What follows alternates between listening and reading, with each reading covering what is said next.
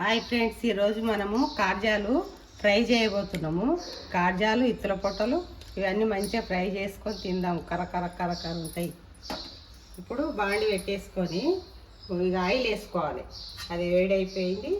Oil వేసేసుకుందాం. Oil కొద్దిగానే పడుతుంది, కొన్ని ఉన్నాయి కదా. ఒక 2 చెంచాల ఆయిల్ వేసేసుకుంటున్నా. ఇప్పుడు ఉల్లిపాయలు, ఒక ఉల్లిపాయ కట్ చేసిన. ఈ ఉల్లిపాయ ఇందులో వేసుకోవాలి. ఉల్లిపాయ కొద్దిగా వేస్తుండగానే మనము కొద్దిగా కరివేపాకు, కొద్దిగా పుదీనా వేసుకుంటే ఫ్లేవర్ అనేది కాజాలకు బట్టి తింటుంటే మనకు మంచిగా ఉంటుంది. లేకపోతే జర నీసు కాజాలు కదా, మిరియాల పొడి అది వేసి కమ్మగా వండుతున్నాం. కళ్యామాకు, కళ్యామాకు, కొద్దిగా పుదీనా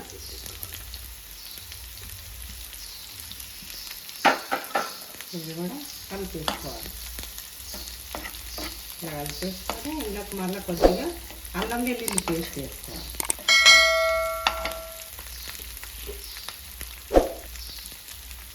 ఇక అల్లం వెల్లుల్లి పేస్ట్ పట్టిందే ఉంది, అదే వేసేసుకుంటున్నా.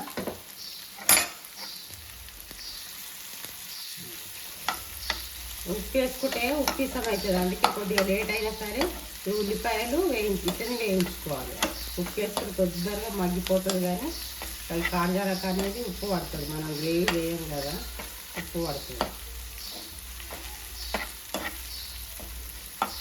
ఇట్లా ఇప్పుడు కొద్దిగా పసుపు వేసుకున్నాం. కొద్దిగా పసుపు. ఇప్పుడు మనం ఇంకా కాజాలు వేసేసుకుందాం. నేను మంచిగా ఉప్పు వేసి మంచిగా శుభ్రంగా కడిగేసి పెట్టినా. ఇవి మనం నూనెలో వేసేసుకోవాలి.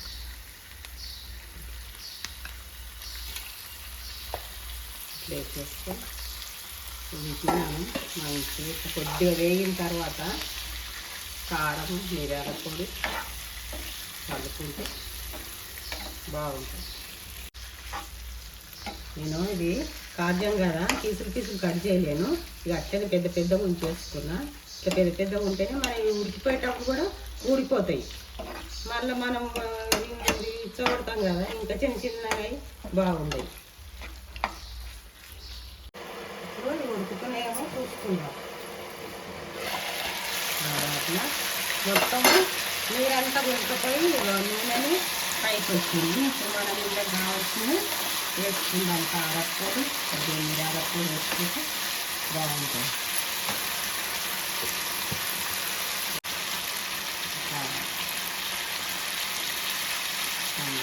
ఉప్పు కారం కలిపింది కదా, అందుకే నేను కొద్దిగా ఎక్కువ వేసుకుంటా. కొద్దిగా మిరియాల పొడి. ఇప్పుడు వీటిని సిమ్లో పెట్టుకొని వేయించుకోవాలి.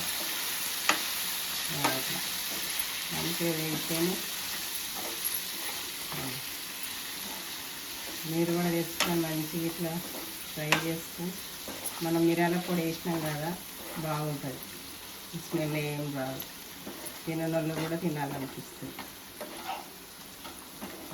ఫ్రై చేసుకుంటే ఇంకా కొద్దిగా ఈ కారం వీటికి కొద్దిగా పట్టిన తర్వాత మనం షాజీర వేసుకొని కొద్దిగా కొత్తిమీర చల్లుకొని దింపేసుకుందాం. ఆలోపు కొద్దిసేపు మళ్ళీ మూత పెట్టుకొని ఉడికించుకుందాం.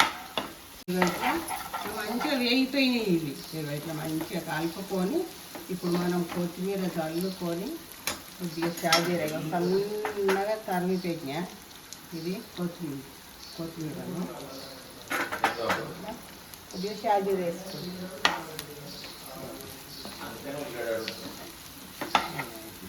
ఇది అయిపోయింది. కాజాల కూర రెడీ అయిపోయింది. కొద్దిగా షాజీరా కొద్దిగానే వేసుకోవాలి, కొద్దిగానే ఉంది కదా. కొద్దిగా వేసుకొని కాజాల కూర రెడీ అయిపోయింది. ఈ వీడియో కనుక మీకు నచ్చినట్టయితే లైక్ చేయండి, షేర్ చేయండి, కామెంట్ చేయండి, సబ్స్క్రైబ్ చేయండి. టాటా బాయ్.